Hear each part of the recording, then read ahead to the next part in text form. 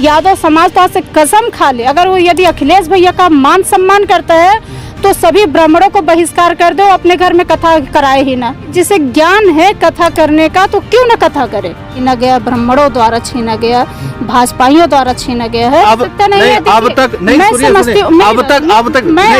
अब तक जिसको मुंडन करा दिया गया, जिसके ज्ञान का अपमान हुआ, वो व्यक्ति अगर सुसाइड कर लेता तो ये ब्राह्मणवादी क्या कर लेते। वही कथावाचकों के ऊपर ये छेड़छाड़ का आरोप लगा रहे हैं, महिलाओं को आगे करके छेड़छाड़ का आरोप लगा रही हैं कि आप किसी अपराधी को मुंडन कर दीजिए, पब्लिक उसको अपमान करिए।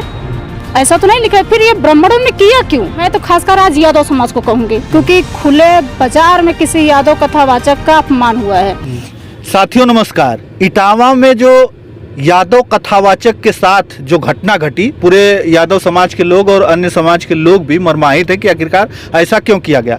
और समाजवादी पार्टी के जो मुखिया हैं अखिलेश यादव जी, उन्होंने उस कथावाचक को बुलाया और उनको सम्मानित किया और कहा कि अगर सुनने वाले वो लोग हैं तो कहने वाले अगर हो गए तो उसमें दिक्कत क्या है, किसको दिक्कत है। एडवोकेट अनुराधा अम्बेडकर जी हैं, बताइए कि इस घटना पे क्या कहेंगे आप? जो अभी आप घटना चर्चा कर रहे हैं इटावा जिले का, ये बहुत शर्मनाक है और बहुत सोची समझी साजिश है।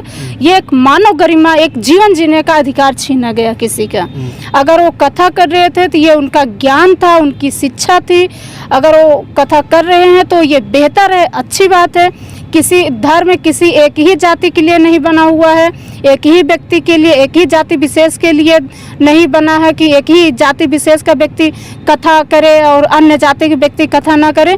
ज्ञान जिसको है, शिक्षा जिसे प्राप्त हो, वो कथा कर सकता है, इसमें कोई हरगिज नहीं है। तो ये यही से साबित होता है कि ब्राह्मणवादियों द्वारा किस तरह से अन्य जातियों पर हमला होता आ रहा है और ये हमला कर रहे हैं। अगर अभी यही ब्राह्मणवादी अधिक सबसे ज़्यादा ये आरक्षण पर विरोध करते हैं। अब आखिर आज आप क्यों विरोध कर रहे हो भाई? कोई व्यक्ति जिसे ज्ञान है कथा करने का तो क्यों ना कथा करे। कथा क्या इनकी बपौती है? ज्ञान कथावाचक का जो ज्ञान है क्या इनकी बपौती तो है नहीं, या इनसे कोई इजाज़त लिया जाए? यादव है, उन्हें ज्ञान था, उन्होंने कथा करने चले गए थे। तो इसमें ये इस तरह से उनके साथ घोर अपमान हुआ, समाज के बीच में किसी का जीवन जीने का अधिकार छीना गया। इस पर मैं समझती हूँ कि न्यायपालिका मेरी बहुत ठोस है। यदि उसमें से आपराधिक नेता मंत्री नहीं हाथ लगाएंगे तो न्यायपालिका अपने से ईमानदारी से कार्य करेगी, तो इन पर विधिक कार्रवाई होगी। क्योंकि मेरा तो वो किस प्रकार की सोच रही होगी जिस सोच के हिसाब से उन लोगों ने जाति पूछा और जाति पूछकर उनको मारा पीटा और मुंडन किया गया। उनको सोच तो उनकी मानसिक गुलामी है। उनकी सोच जो है वो पूरी तरह से मानसिक रूप से गुलाम थे। अगर वो मानसिक रूप से स्वतंत्र होते तो उन्हें अगर अपनी सरकार बनाने के लिए, शासन सत्ता में आने के लिए या कथा करने के लिए, अपना पेट भरने के लिए, चंदा वसूलने के लिए, धर्म के नाम पर आप तमाम प्रकार के संगठन बना करके आप SC ST OBC से आप चंदा ले रहे हैं, तो आप चंदा जब लेते हैं तब आप धर्म और जाति नहीं पूछते हैं। जब कोई यादव जाति बिरादरी जाकर के अगर वो किसी के यहाँ कथा कर रहा है तो उससे धर्म, उसकी जाति पूछने क्या हो सकता है? अच्छा, अखिलेश यादव जी ने उन्हें बुलाकर जिस तरीके से सम्मानित किया और उनके सपोर्ट में खड़ा हुए, और उन्होंने ये भी कहा कि PDA के लोग हैं और PDA के लोगों पर अत्याचार होगा तो हम उनके साथ खड़े रहेंगे। बिल्कुल, देखिए ये अखिलेश भैया ने बहुत अच्छा किया। ये एक जिस तरह से उस पीड़ित व्यक्ति के साथ इस तरह से घोर और निंदनीय घटनाएं घटित हुई, उन्हें जीवन जीने का, उनका मनोबल, उनका हौसला बढ़ाने के लिए उन्होंने ऐसा किया। अखिलेश भैया का सोच पॉजिटिविटी है समाज के प्रति। वो समाज को यहीं से ये होता है कि अखिलेश भैया कॉन्स्टिट्यूशनल लॉ का, स्वतंत्र न्यायपालिका का वो पालन करते हुए उन्होंने उनका सम्मान किया। इसके लिए मैं अखिलेश भैया को धन्यवाद करती हूँ कि वो PDA परिवार के साथ साथ हर एक जनमानस को। अच्छा, आप भी समाजवादी पार्टी से जुड़ी हैं, समाजवादी पार्टी की नेता हैं? जी हाँ, बिल्कुल मैं हूँ। अच्छा, आप भी जो है दलित समाज से आती हैं? हाँ, मैं दलित समाज से हूँ। तो क्या आपको लगता है कि दलित समाज के लोगों का झुकाव भी अब जो है अखिलेश यादव जी की तरफ हो गया है?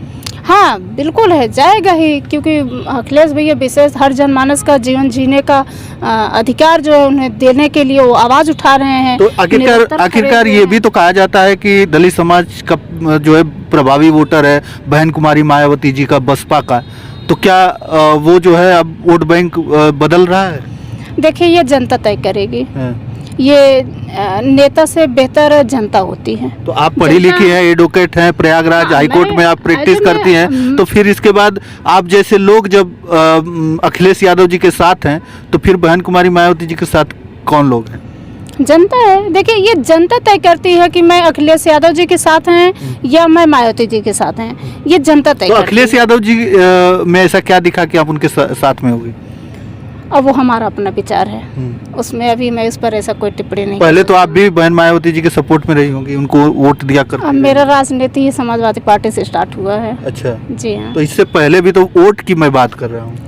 देखिए वोट हमारी अपनी अधिकार है, मैं जिसको चाहूँ उसको वोट दूँ, ये हमारा अपना अधिकार है, इसमें हम कुछ जवाब नहीं। फिर भी तो आप जाती होंगी अपने समाज में, तो कुछ तो बताती होंगी। अगर आप नेता हैं तो आप तो कहेंगे कि ना कि अखिलेश यादव जी के साथ खड़े हो, या अखिलेश देखिए यादव जी। मुझे लगता है कि अभी आप जो राजनीतिक सवाल कर रहे हैं, मुझे लगता है कि अभी आपको राजनीतिक सवाल नहीं करना चाहिए, क्योंकि अभी हमारा जो मसला चल रहा है इटावा जिले का, किसी व्यक्ति का जीवन जीने का अधिकार छीना गया, ब्राह्मणों द्वारा छीना गया, भाजपाइयों द्वारा छीना गया है। हमें लगता है आप उस पर सवाल कीजिए तो बेहतर। सवाल तो वही है, बस मैं घुमा के पूछ रहा हूँ, क्योंकि आपको घुमाने अब तक की आवश्यकता नहीं है। अब देखिए, तक नहीं, मैं सुनिए समझती सुनिए, हूँ, मैं अब तक नहीं, आपसे एक कह रही मिनट, हूँ। अब तक ये जो बातें थी, जो ब्राह्मणवादी सोच को जो लोग सोच पर बात कर रहे थे, वो बसपा के लोग कर रहे थे। अब सीधे जो अखिलेश यादव जी ने भी करने लगे। अखिलेश भैया, अगर अखिलेश भैया कर रहे हैं तो बेहतर है, क्योंकि वो अब पहले जो था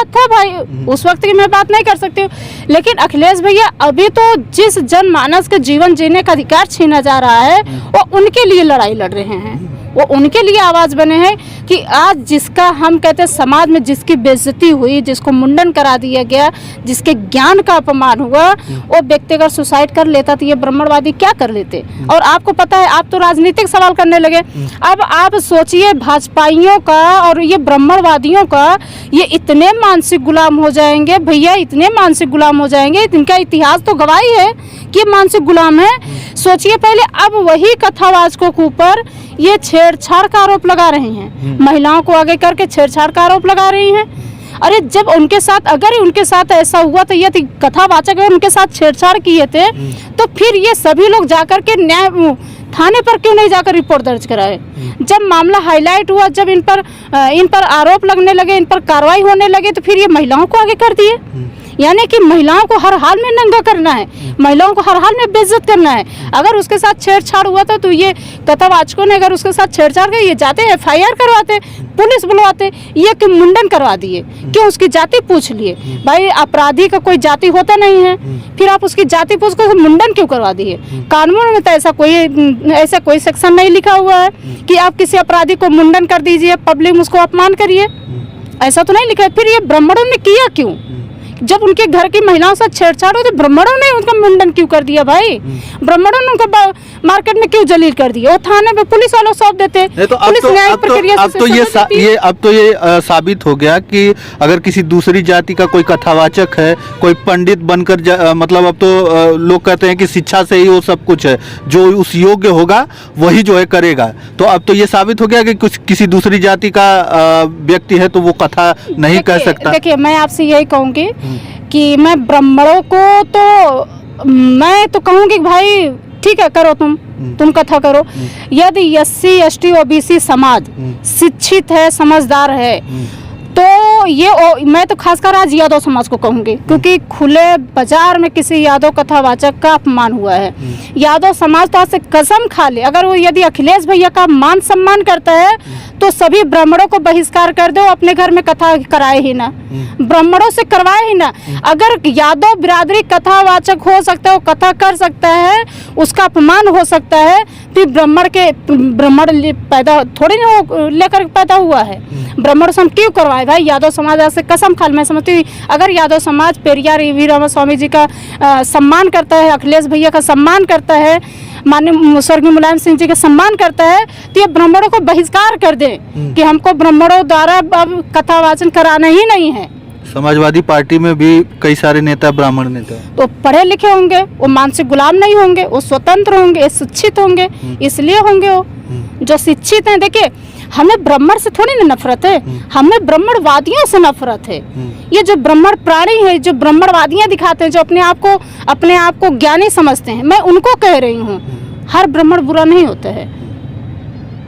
तो ये जो हुआ है आपको क्या लगता है?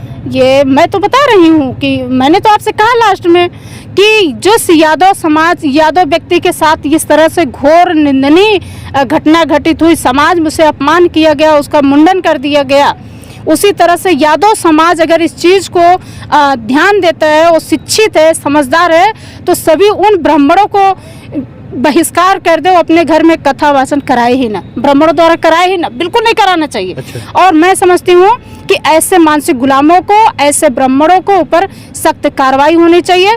जो भी सख्त कार्रवाई है, न्यायपालिका, हमें उम्मीद है कि न्यायपालिका इन पर विधिक कार्रवाई जरूर करेगी, उस पर कोई लापरवाही नहीं होगा। इसी में आपसे जिन लोगों को आरक्षण से नफरत होती है, आज ये देख लें, ये ब्राह्मणवादियों ने इसी तरह से लोग अपमान करते रहे हैं, इसलिए SC ST OBC समाज को आरक्षण मिला हुआ है। चलिए, हमारे साथ एडवोकेट अनुराधा अंबेडकर जी थी और तमाम उसी मुद्दों पर बातें हुई। बाकी आप क्या समझते हैं, अपनी राय कमेंट करके हमें अवश्य बताइएगा। धन्यवाद।